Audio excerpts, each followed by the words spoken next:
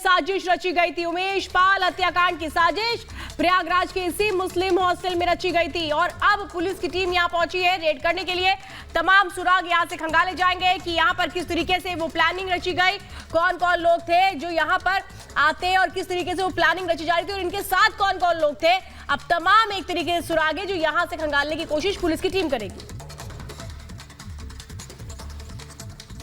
और सीधे ground zero से हमारे सहयोगी अमित हमारे साथ जुड़ गए हैं, उनके पास जाना चाहेंगे। अमित, देखिए बड़ी बात है किस तरीके से मुस्लिम हॉस्टल में छापा मारा गया है और क्या कुछ अपडेट आपके पास है? देखिए श्वेता और शिखा, मैं आपको बताऊं, सबसे पहले तस्वीरें देखिए कितने बड़े पैमाने पर पुलिस फोर्स के लोग यहां पर तैनात हैं। मुस्लिम हॉस्टल है, कमरा नंबर 36 से सदाकत को गिरफ्तार किया गया था। इसी मुस्लिम हॉस्टल के यहां पर रेड डाली गई है, इन्वेस्टिगेशन हो रही है, तफ्तीश हो रही है, तलाशी ली जा रही है और इस पूरे हॉस्टल को सील किया जा रहा है। जितने भी लोग यहां पर रहते थे स्टूडेंट, उनको यहां से बाहर जाने के लिए कहा गया है। और बड़ी बात देखिए शिखा और श्वेता कि यही वो जगह है जहां पर तमाम शूटर्स की मुलाकात होती थी। षड्यंत्र रचने का जो शुरुआत हुई इसी हॉस्टल से हुई। सदाकत ने शुरू में खुद को वकील बताया, लेकिन जब बार एसोसिएशन से इस ताल्लुक बातचीत गई, इस मुतल्लिक बातचीत हुई, तो ये खुलकर सामने आया कि सदाकत पेशे से एक वकील नहीं था। तस्वीरें देखिए, ये पूरा मुस्लिम हॉस्टल, यहां पर बड़े पैमाने पर स्टूडेंट्स रहते हैं और सदाकत इसी हॉस्टल में इलीगल तरीके से रिहाइश कर रहा था, रह रहा था। और देखिए कितनी बड़ी फोर्सेज यहां पर फोर्स पहुंची है, यहां पर रेड डाली गई है, हर कमरे को खंगाला जा रहा है, उसकी तफ्तीश की जा रही है। अगर आप लॉबीज की तस्वीरें देखें पंकज, अगर आपको वहां दिखाएं, वो लॉबीज की पिक्चर देखिए, वहां पर भी पुलिस पूरे इलाके में घूम रही है। तमाम जो कमरे हैं उनको देखा जा रहा है, वहां पर जो सामान है, जो स्टूडेंट है, उनसे भी पूछताछ की जा रही है। इस पूरे मुस्लिम हॉस्टल को अब यहां पर सील किया जा रहा है। एक बहुत बड़ी कड़ी थी उमेश पाल हत्याकांड की, एक बिग पिक्चर की अगर श्वेता बात करें, एक बड़ी खबर की बात करें, तो सुबह उस्मान का एनकाउंटर किया जाता है और उसके बाद देखिए इस मुस्लिम हॉस्टल को सील कर दिया गया है। यहां पर फोर्सेज आए, उत्तर प्रदेश पुलिस की टीम यहां पर पहुंची है पूरे अमले के साथ और पूरे हॉस्टल को खाली कराया जा रहा है। उसके बाद इसे सील किया जाएगा। सदाकत नाम का जो शख्स जो खुद को पेशे से वकील बताया करता था, कमरा नंबर 36 से उसे अरेस्ट किया गया और उसके अरेस्ट होने के बाद उसने जो खुलासे किए वो हैरान करने वाले थे, एसटीएफ के लिए भी और उत्तर प्रदेश पुलिस के लिए भी। सदाकत के जानिब से यह कहा गया कि सदाकत ने जब इस बात की तस्दीक की तो तमाम शूटर्स थे वो यहीं पर थे, यहीं पर षड्यंत्र रचा गया। आर्म्स एमिनेशन कहां रखना है, किसे देना है, बैकअप प्लान क्या होगा, हमला किस तरह से किया जाएगा, कितने लोग हमला करेंगे, उमेश पाल कहां जाता है, कब जाता है, किसके साथ जाता है, गाड़ी का रूट क्या है, उसके साथ जो गनर्स हैं उनकी जो पोजीशन है, गाड़ी और वो ये कहां रहती है, रूम सुबह नंबर कब जाता 36 है, था, कोर्ट यहीं पर सदाकत रहता था, यहीं पर उसकी मुलाकात होती थी। गुड्डू मुस्लिम, गुलाम मोहम्मद, तमाम ये लोग थे जो यहीं पर आकर के इसी रूम में वो साजिश रच रहे थे। अब मुझे ये बताइए कि इस रूम को तो सील कर दिया गया था, अब इस वक्त जो पुलिस की टीम पहुंची है वो हॉस्टल में कहां रेड कर रही है? देखिए श्वेता, इस हॉस्टल में बहुत सारे कमरे हैं, बहुत पुराना ये हॉस्टल है। तस्वीरें जरा दिखाएंगे मेरे कैमरा पर्सन पंकज आपको। जिस कमरे से सदाकत को गिरफ्तार किया गया था उसके बाद पुलिस को ये इनपुट मिला था, ये इंटेल मिला था कि कुछ और स्टूडेंट इसमें मुफ्तला हो सकते हैं साजिश में और कुछ और कमरे हैं जहां से कुछ एविडेंसेस पुलिस को मिल सकते हैं। इसलिए पुलिस ने दोबारा यहाँ पर रेड डाली। कुछ वक्त पहले पूरी पुलिस की टीम यहाँ पर पहुंची है और कमरा नंबर 36 के अलावा जो बाकी कमरे थे उनकी तफ्तीश नहीं की गई थी, उनको इन्वेस्टिगेशन में शामिल नहीं किया गया था। अब जो बाकी कमरे हैं, जो प्रीमाइसेस है, जो मेस है, जो हॉस्टल के अलग अलग कमरे हैं, साथ ही साथ जो गोडाउन हॉस्टल का है, जो स्टोर रूम है हॉस्टल का, वहां पर भी अब चेकिंग हो रही है।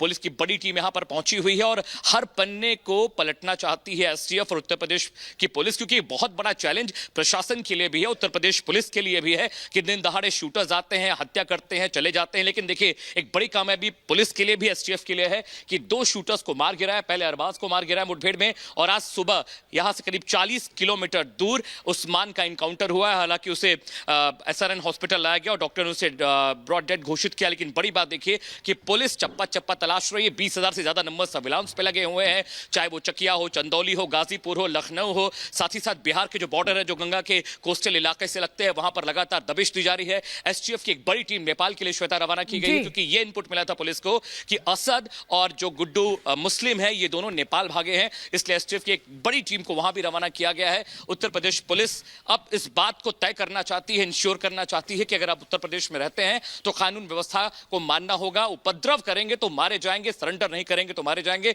और इसी लाइन पर पुलिस लगातार काम कर रही है। एडीजी प्रशांत ने जब अभी कुछ देर पहले प्रेस कॉन्फ्रेंस की, उन्होंने कहा कि हमारा पहला मोटिव होता है कि हम चाहें कि जो बिल्कुल अमित, आप हमें वहां से तस्वीर दिखा रहे हैं, हम देख पा रहे हैं बड़ी टीम इस वक्त पुलिस की वहां पर मौजूद है।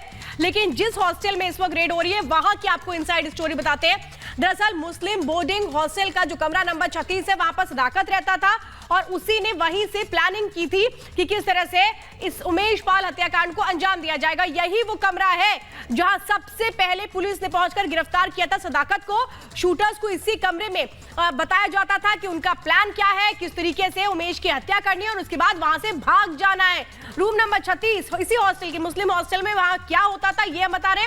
सदाकत का करीबी भी मंजूर भी वहां पर उस बैठक में शामिल होता था। सदाकत ने एलएलबी की पढ़ाई की थी। जब गिरफ्तार हुआ था तो उसने कहा था कि मैं एक वकील हूं। तो ये पूरी एक थ्योरी है शिखा जो सामने नजर आई थी इस हॉस्टल को लेकर के, और इस वक्त एक बड़ी रेड चल रही है इस हॉस्टल में। बिल्कुल, और इसी बीच बड़ी खबर आ रही है, उसकी तरफ रुख कर लेते हैं। बहुत बहुत शुक्रिया अमित हमारे साथ जुड़ने के लिए। शिखा हमारे साथ इस वक्त अमित बने हुए हैं, इस बड़ी खबर पर हमारी नजर बनी हुई है। अमित ये बताइए, जानकारी बहुत बड़ी है, आप बता रहे हैं कि बहुत सुराग पुलिस को मिले हैं कि और कितने ऐसे रूम हैं जहां पर जो स्टूडेंट्स रह रहे हैं उनके भी तार इस पूरे हत्याकांड से जुड़े हो सकते हैं। अभी आप वहां से क्या तस्वीरें देख रहे हैं और क्या आपके पास इनपुट?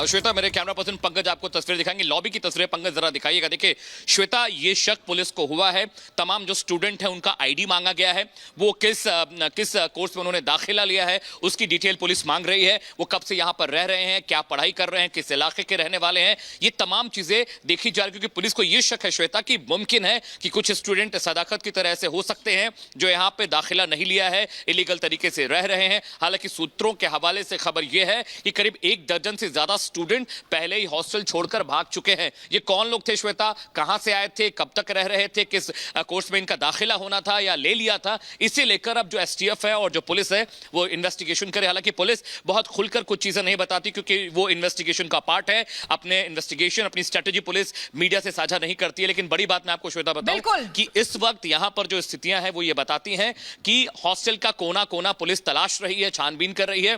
वो नहीं चाहते कि कोई भी स्टोन अनटर्न्ड रहे, क्योंकि अगर एक भी सुराग छूट जाता है, एक भी लीड छूट जाती है तो ये सीधे तौर पर शूटर्स को मदद करेगी जो बदमाश बड़ी बात आप यहाँ पर कह रहे हैं। बिल्कुल, बहुत बहुत शुक्रिया अमित हमारे साथ जुड़ने के लिए, तमाम जानकारी देने के लिए। तो देखिए किस तरीके से उमेश पाल हत्याकांड में पहली गोली चलाने वाला शूटर उस्मान चौधरी एनकाउंटर में ढेर हुआ है। अरबाज के बाद उस्मान हत्याकांड में पुलिस को दूसरी बड़ी कामयाबी हाथ लगी है।